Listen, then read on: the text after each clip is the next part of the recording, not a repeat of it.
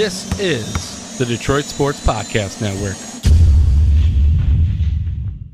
Detroit is the greatest! Straight up light you on fire for a Coney dog right now.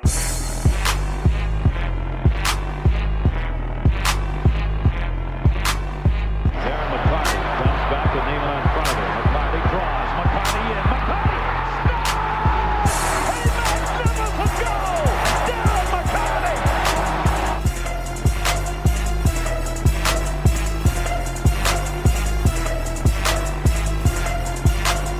Stafford takes, throws, end zone, Calvin, touchdown, Detroit Lions!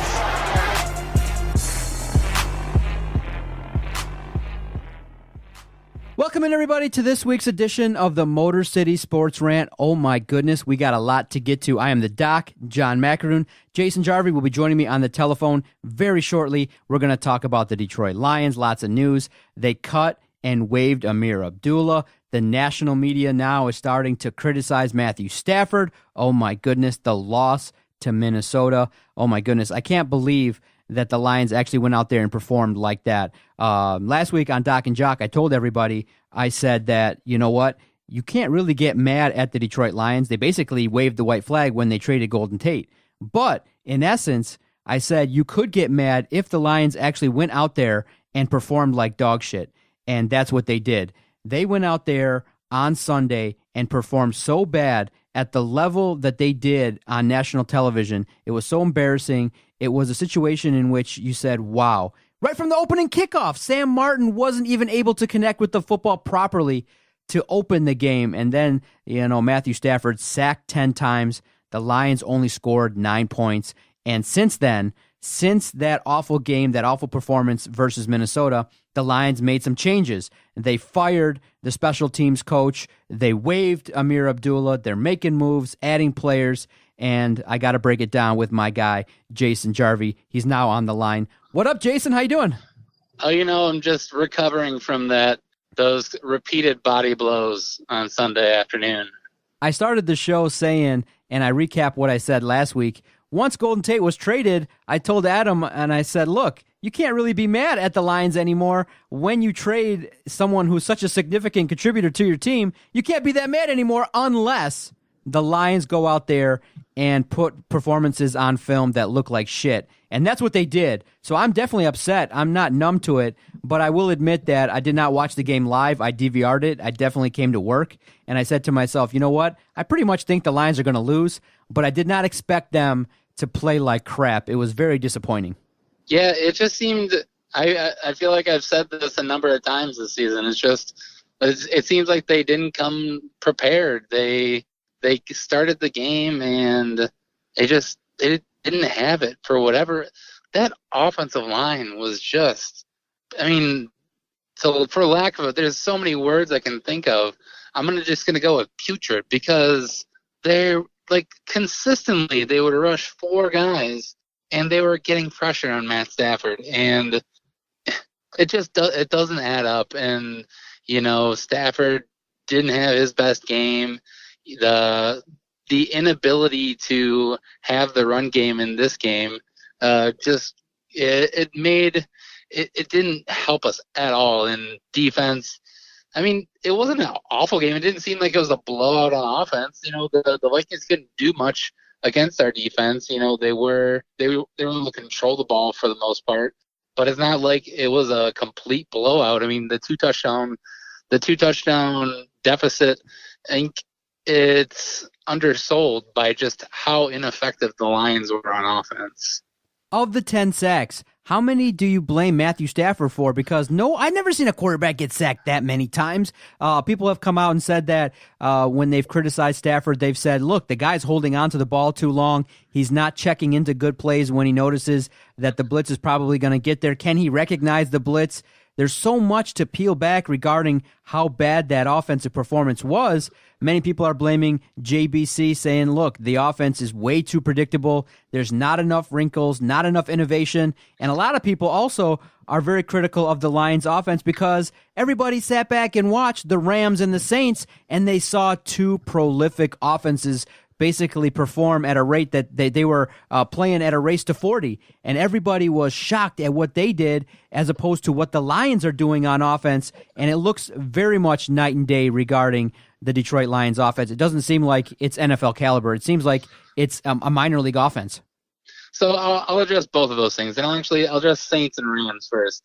I think it's hard to compare the Saints and the Rams, what they have on offense, to what the Lions have on offense, because both the Saints and the Rams have two of the best young running backs, and I think Kerryon Johnson, he could get to that level, but he's not there just yet. And so both of those teams have elite running backs, and both of those teams have coaches who are proven, and they're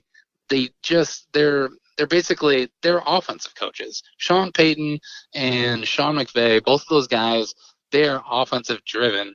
We know that Matt Patricia, he's a defense guy. That's why we brought Matt Patricia in, to fix our defense, so we could have one of those, a team that can, last and maybe win a game 14-7. But still, we're not at the level of Rams and Saints. Going back to the question of who do you blame? Do you blame Stafford? Do you blame the offensive line?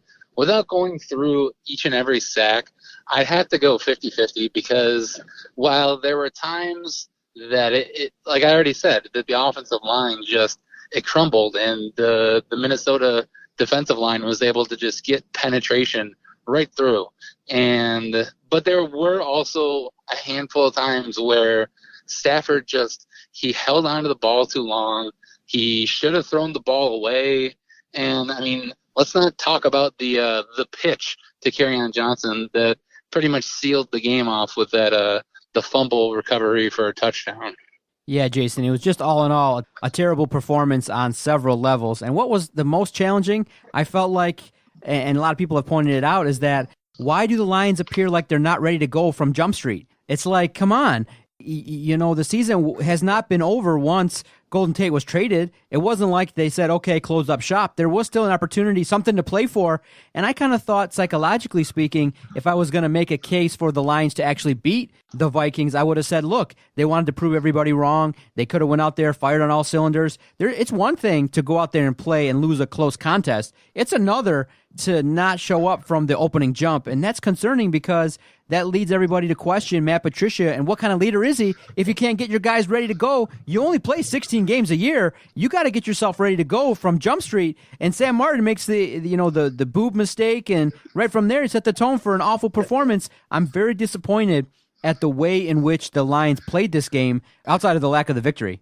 Yeah, and I have to say for myself, I've been one of Matthew Stafford's biggest supporters, and the guy that always has his back, and I still believe that he is a good quarterback. But after watching that game, it definitely shakes your faith in a guy like that, and it makes you wonder. Like, that was a winnable game. Like, if that was, you put Aaron Rodgers on the Lions roster in that game, and Aaron Rodgers finds a way to win that game, because you're only down by a touchdown at that when Stafford when he fumbled the ball and they got the return for a touchdown. Like, you're still in that game, and I have to think that a better quarterback can lift his team. And Jason, the part that's most frustrating is when you watch a team week in and week out, and you and I both do it, Vito, Adam, everybody watches the Lions, okay? And you start to see trends. You start to see issues, okay? The special teams was an issue, and it took them 8 games in order for them to observe that the special teams coach wasn't doing his job. The run defense, you saw it. Dalvin Cook gashed the Detroit Lions and went off for a huge run. And so what I hate about the Detroit Lions, and especially with a coach like Matt Patricia, is, and it's so frustrating, is you notice you brought in somebody to help with the run defense, but you look at it in totality, you got a defensive coach. Everybody says that this is the guy that was really key in the New England Patriots' success on the defense, the bend, don't break defense. But are you starting to see any sort of staple of Matt Patricia's defense? You had Ziggy Ansah back, but he didn't play that many snaps. You're not seeing overwhelming pressure. I mean, the only thing that you can pretty much stamp and say is, yeah, it's a bend, don't break, but the same things that plague the Lions is the run defense, and teams are like, okay, we're going to just line up and destroy you, and they've been able to do that. So it's very disappointing that the Lions haven't corrected obvious mistakes. I would have thought by now that Patricia would have had at least the run defense playing a little bit better, stopping the run, and another 70-yard run against the run defense. Yeah, I can't really see this bender break defense. It's, it started, but it's not forming. When they did bring Damon Harrison in, when he's out there and playing, he is making a difference, but they haven't found the right fit. Like, they don't play him all the time. And I get that he's not an all the time player, but it's not working. And I think, there was optimism at the beginning of the season, because before the season even started, I think we were starting to see that this was going to be an awful season. But then they gave us a little bit of hope. And now this is what we're getting again, that this is still a very much a work in progress. And that Matt Patricia, he probably doesn't have the team that he needs right now to succeed. Yeah, so the trade of Golden Tate happened during the week last week after we had recorded. So what do you make of it? Did you take it as the Lions waving the white flag? Did it make you go, okay, you know what, I can't be as passionate as I was about 2018? When you look at it, though, in totality, there's so much money coming off the cap for them to spend on free agents. They're going to have 9 draft picks in 2019. So in theory, it looks good for the Lions' future, but it's just so hard to be patient because of the fact that the Lions just don't have a long track history of winning, and so it's really hard to be patient. And so that's why I think it's really safe to say that I think a lot of people have said, okay, 2018 is pretty much over. You can't really be mad unless they crap the bed in a performance. But I like the fact that they're set up to surround this team with a lot more talent, and they're starting to cut bait with the garbage talent. I mean, you saw it, Amir Abdullah. You said 2 weeks ago, cut him, and now he's off the team. So it's an interesting spot to look at in totality where the Lions are at. As much as I like Golden Tate, and he is a very good player, I have a hard time being upset with that move, because it's a smart move. It's looking towards the future, and that's what the Patriots do. Is they, Golden Tate is going to command anywhere between $10 and $15 million, and as a 30-year-old wide receiver, a slot wide receiver, let's pursue what we still have with Marvin Jones, and then Kenny Galladay, who in the game on Sunday, it was where's Kenny G?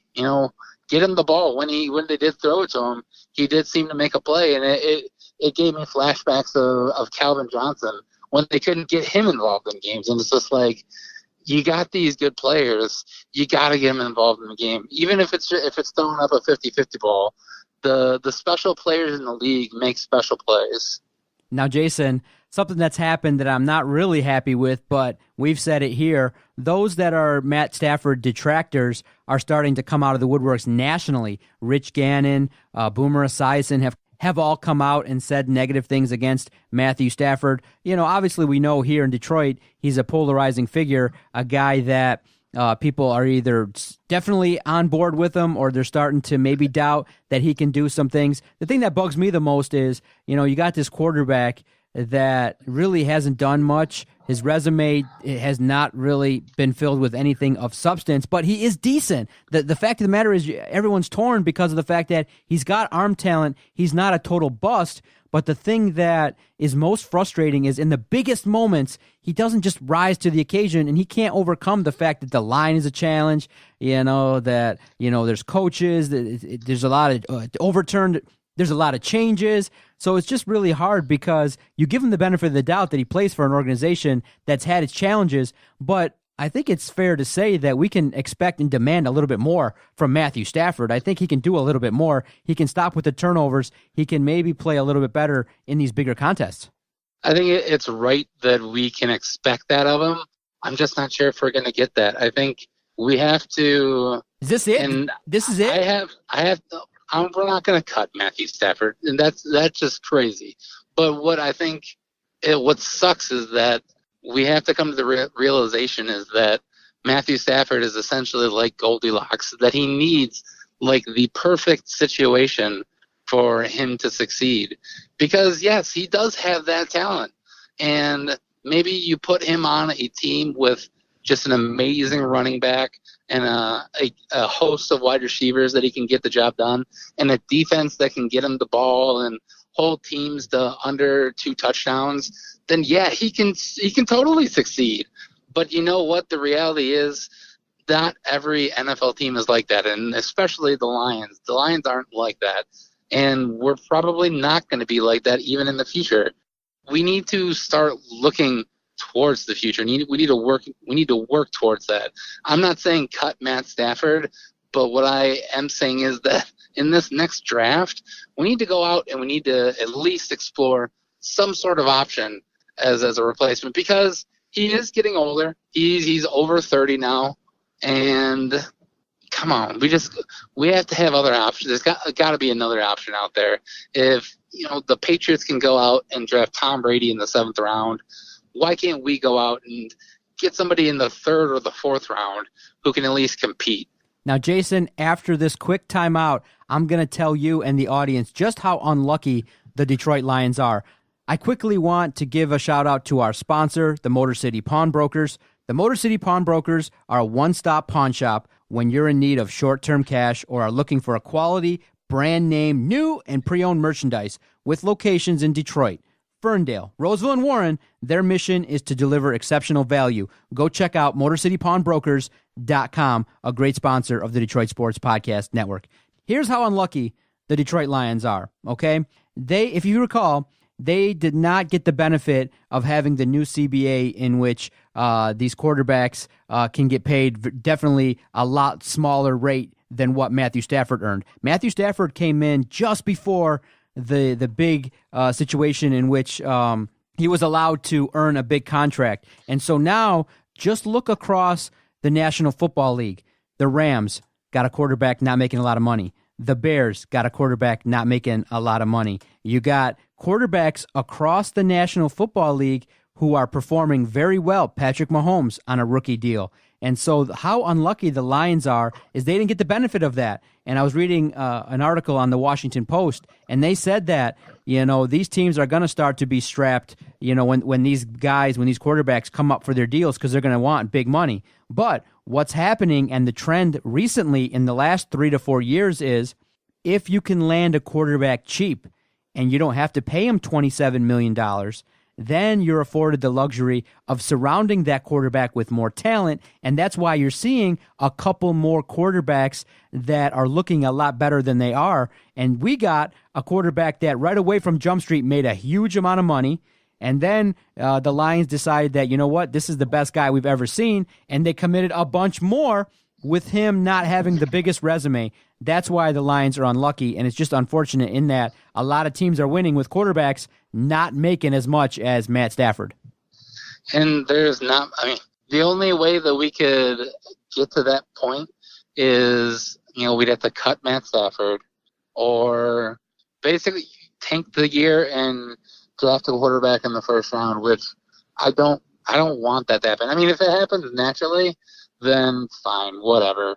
But even still, do you want to really spend another 1st round pick on a quarterback? It sounds like we're just spinning our wheels at that point. Right. Because you're betting on a lottery ticket. Right, but is it plausible that you don't spend a 1st round pick and you look at it from this perspective? Because a lot of people are speculating and saying, why would Matthew Stafford allow the organization to go out and get a defensive coach when he's the guy? He should speak up, and he should have demanded an offensive coach. But with that said, is there a plausible idea that maybe you say, okay, you know what?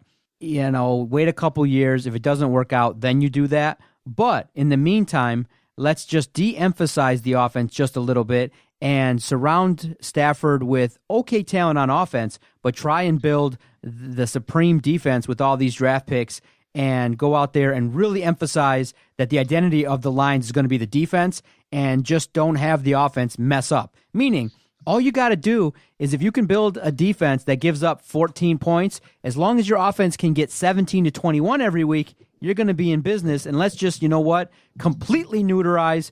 You know what? Let's just completely neuter Matt Stafford and de-emphasize the offense completely, and let's just build a world-class defense. Because remember, there was a team, the Denver Broncos, that had a quarterback in the Super Bowl throw for less than 200 yards. They had Peyton Manning, but they had, the vaunted defense with Von Miller. Everybody was, picking against the Broncos, and I said, you know what? No, that defense is amazing. I pick the Broncos in that defense in that Super Bowl, and they didn't need Peyton Manning at all. They got him another Super Bowl with a great defense. Can the Lions do that? Can you sell that to the fan base? And is it plausible? Is that the way you maybe realistically have to go when you look at the fact that this offense is so bland and Stafford's not stepping up at all? Can they do it? Yes. Is it plausible? Yes, it is plausible. It could happen.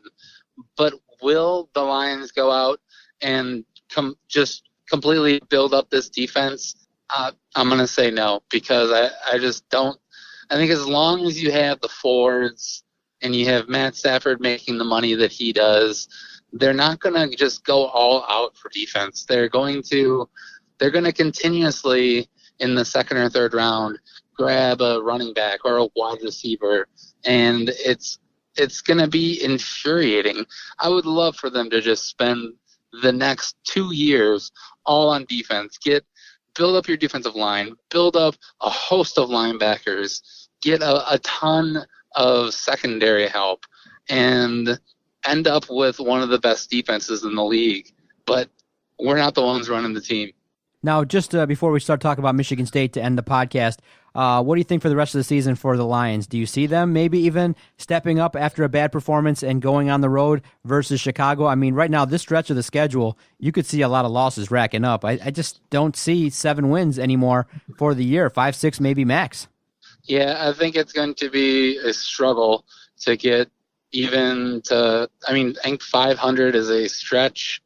And, anything over that would be – we're talking about, winning the rest of your games at that point. But, yeah, I think 6 to 7 wins is probably what you're looking at. Oh, man, 6 to 7 wins. I just hope, however possible, however we can make it happen, let's just hope Khalil Mack decides that he needs that 3rd week off, because if he comes back, holy cow, it might be the final blow. I don't know if Matt Stafford can even survive this year, because, Golden Tate, let's not discount what he provided.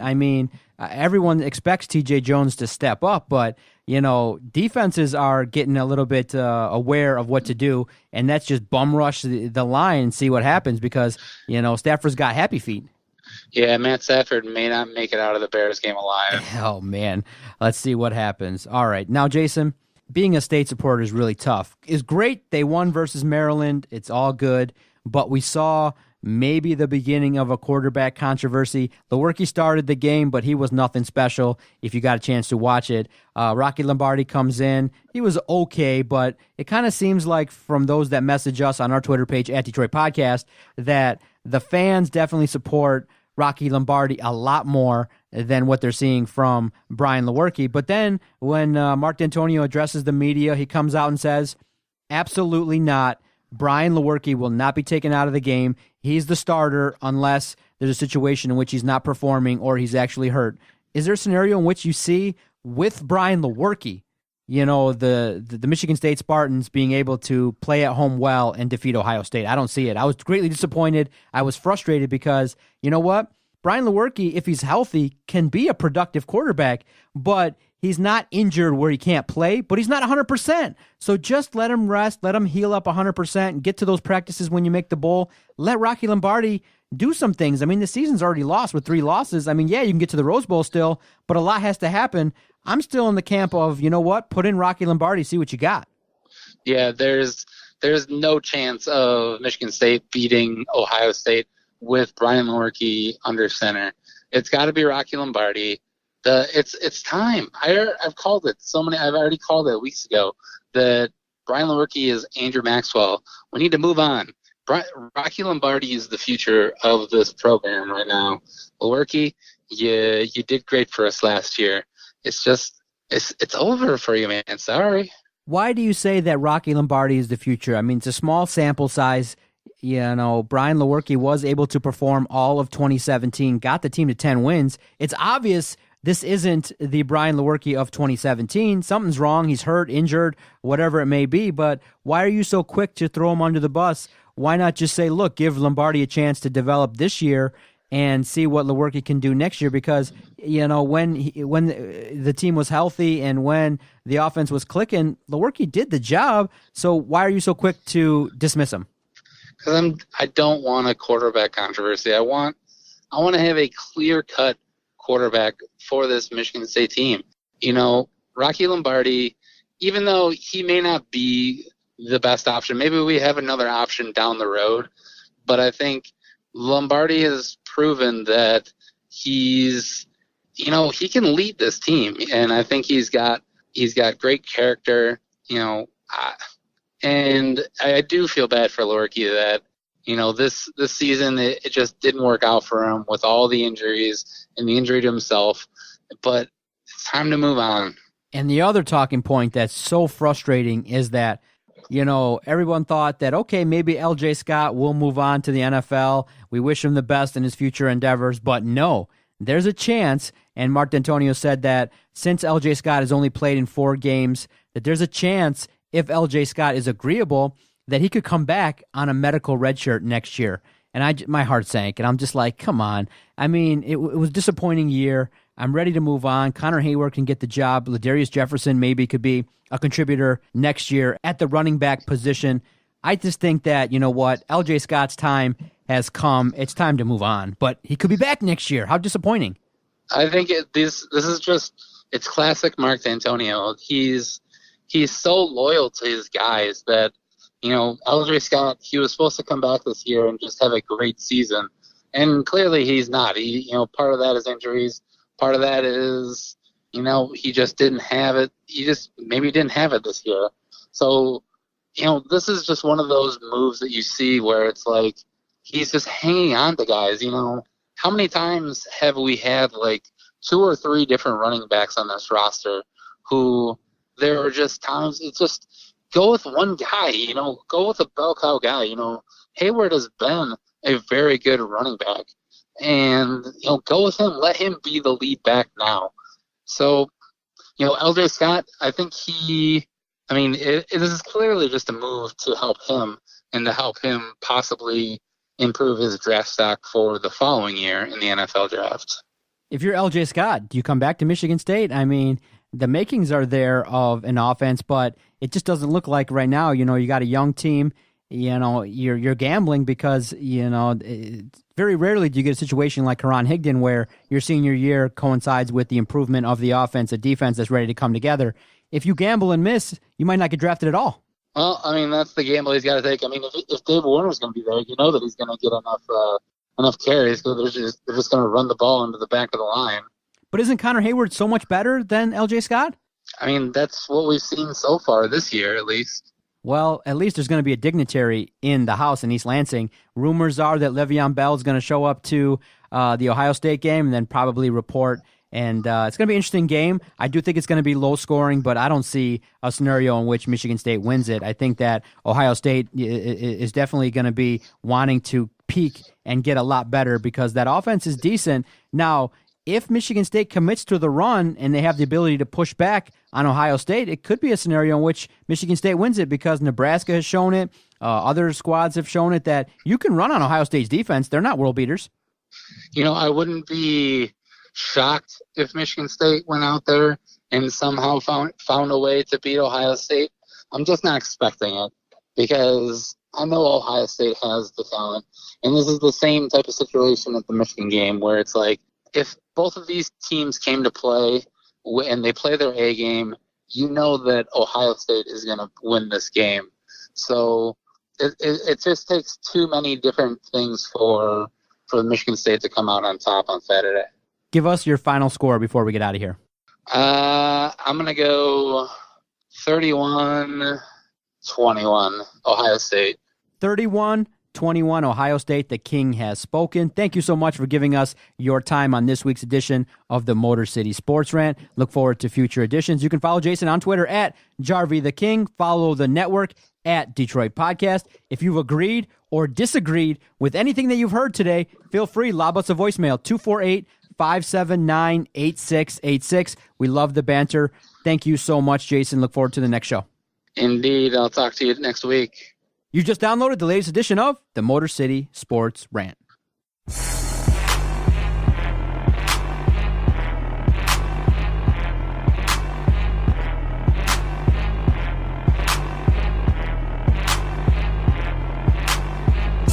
Okay, nice, idiot. You. Bye-bye.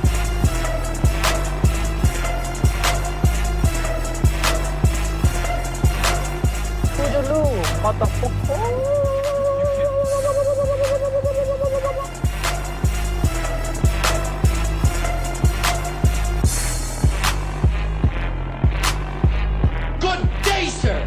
I said good day.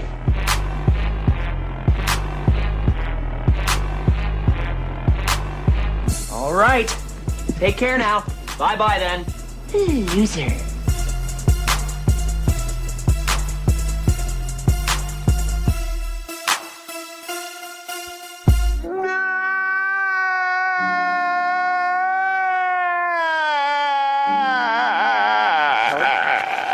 Ah!